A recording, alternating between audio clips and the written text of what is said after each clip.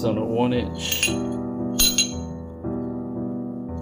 4x4 Go Power Sport hub. Been turned down to 1 9/16. I think that's one machine down face because it wasn't true. This is a pillow block. It's also 1 9/16. Oh, that goes on a Mazda Miata axle.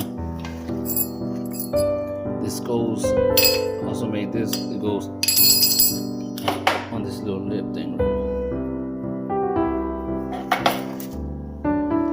That hub will go on a 1-inch shaft, key shaft, quarter shaft. I'm not gonna use this one because it barely wants to grab onto this right here. So let's see what I can get in. As you can see, it's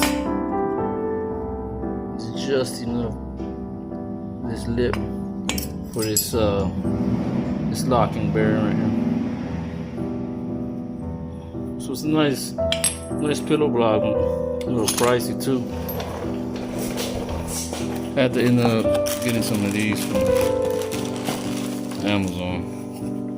I don't like it. They're kind of hollow on here though. I don't know. Might be strong. I don't know. So I'm gonna see if these work out better for me. Has these locking right here to hold the hopefully hold that hub from coming out, or moving in. Here's the I got my setup. I might take that one out and put one on this side just to keep the sprocket line.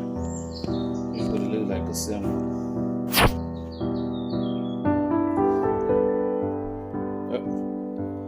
So did this because people have been asking. They want to see the setup on the buggy. Alright, y'all. Have any questions? Just let me know.